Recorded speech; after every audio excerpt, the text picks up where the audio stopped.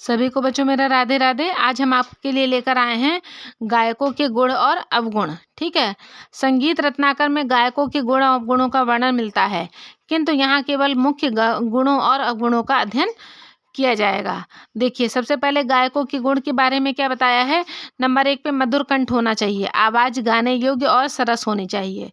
Number 2 पे आपका पूर्ण स्वर और श्रुति ज्ञान, मतलब राग में प्रयुक्त सभी स्वरों तथा श्रुतियों का उसमें आपको ज्ञान होना चाहिए। नेक्स्ट आपका आता है बच्चों लय और ताल ज्ञान। इसमें देखिए, मालूम है ऑप्शन में क्या पूछा जाता है।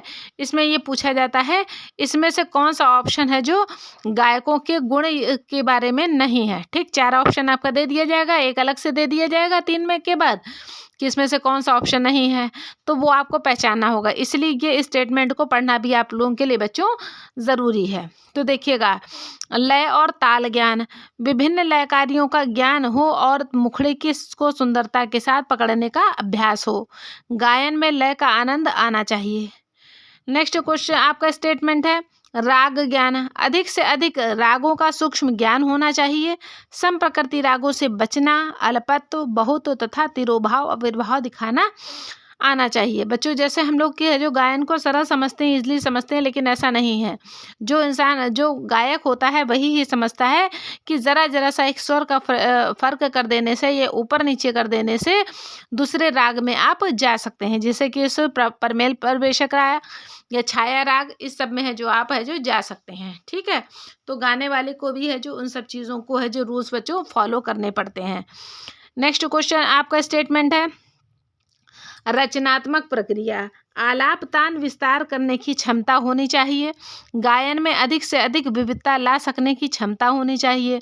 रंजकता, गायक में ये क्षमता होनी चाहिए कि वह गायन में रंजकता उत्पन्न कर सके, इससे श्रोताओं का मनोरंजन हो सके। नेक्स्ट आपका है शुद्ध उच्चारण। अब शुद्ध उच्चारण किसे कहते हैं। आवाज लगाने का ढंग शुद्ध होना चाहिए तथा पद के शब्दों अक्षरों का उच्चारण स्पष्ट होना चाहिए। मतलब अगर गा रहे हो तो ये नहीं है कि जो शब्द ऐसा कह रहे हो जो दूसरे सुनने वाले श्रोताओं को समझ में नहीं आ रहा है कि इसका अर्थ क्या निकल रहा है और इसका भावार्थ क्या है। ठीक है, नेक्स्ट आपका है आत्मविश्वास।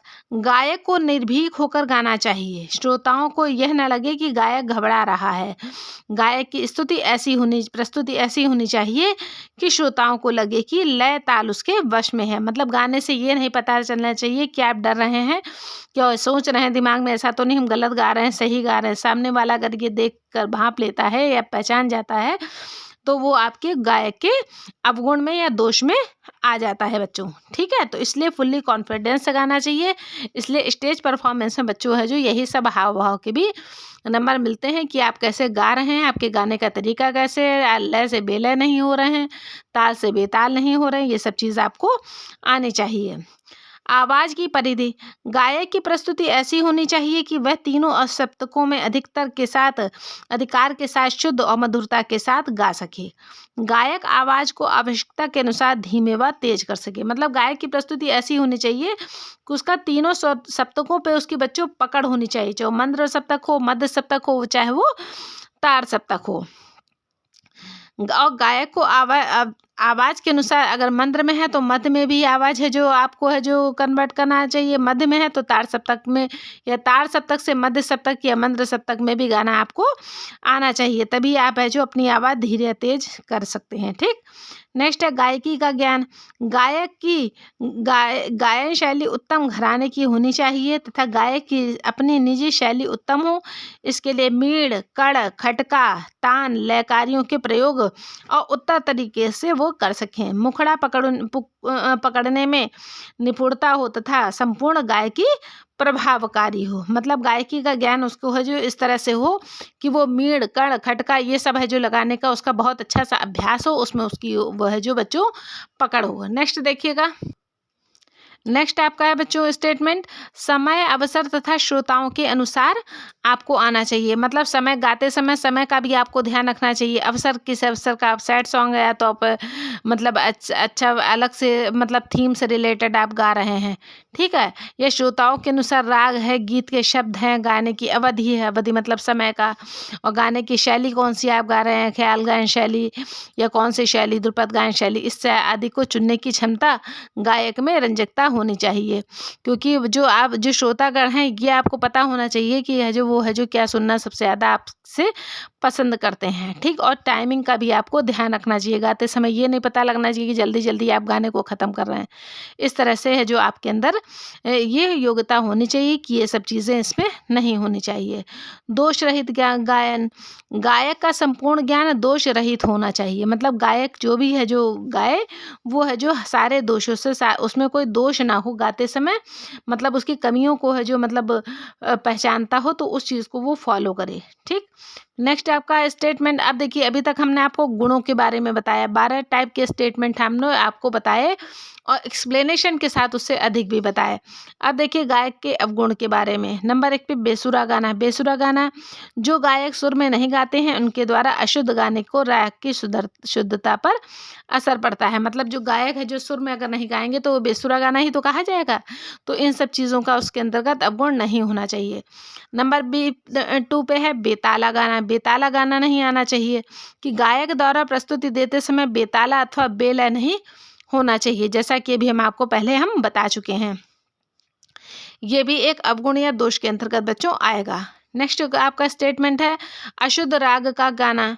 मतलब राग को अशुद्ध न गाए, स्वर को उसी स्थान पे गाना आना चाहिए जो स्वर का उसका वास्तविक स्थान होता है बच्चों, ठीक है। तो स्वर कितने प्रकार के होते हैं ये आपको मालूम ही है, 12 स्वरों पर उसकी अच्छे से पकड़ होनी चाहिए। फिर है स्वर और शब्दों का त्रुटिपूर्ण उच्चारण। गाते समय आवाज़ का कांपना, चिल्लाना, नाक से स्वर निकालना, शब्दों का ठीक प्रकार से उच्चारण न करना अगर आएगा तो वो भी एक गायक के अवगुण के बारे में आता है। जैसे कुछ बच्चे नाक से गाने लगते हैं, या बड़े हैं नाक से गाने लगते हैं, चिल्ला चिल्ला कर गाने लगते हैं, आवाज़ गाते हैं तो कांपती है आवाज़, तो इस तरह से उसमें अवगुण नहीं होना चाहिए। फिर है मुद्रा दोष। गाते समय मुंह बनाना, हाथ टेकना, कान पर हाथ रख रख कर गाना, आंखें बंद करके गाना, ये सब भी है जो मुद्रा दोष के अंतर्गत आता है। फिर है नीरस गायन। नीरस गायन किसे कहते हैं? भाव और रस के को ध्यान में न रखकर गाना। मतलब जो गा रहे हैं तो मतलब है जो गाने में ही पता लग रहा है, ऐसा लग रहा है कि सैड सॉन्ग आप गा रहे हो, तो ये सब चीज़ है जो नहीं होनी चाहिए। फिर आत्मविश्वास रहित होकर गाना। मतलब अभी इससे पहले हमने गुण में आपको क्या बताया कि खुद पे है जो कॉन्फिडेंस होना चाहिए, और यही चीज़ इसके जस्ट अपोजिट बच्चों आ जाती है, आत्मविश्वास रहित होकर गाना। मतलब आत्मविश्वास नहीं है तो वो गाना है जो आपके दोष के अंतर्गत आएगा। फिर है क्षमता के अनुरूप ना गाना। अपनी क्षमता के अनुरूप ना गाना, वो हरकते लेना जिससे आवाज़ फट जाए या कर्कश हो जाए, तो ऐसी है जो मतलब है जो ये दोष इसके अंतर्गत नहीं आना चाहिए। फिर है अव्यवस्थित गाना।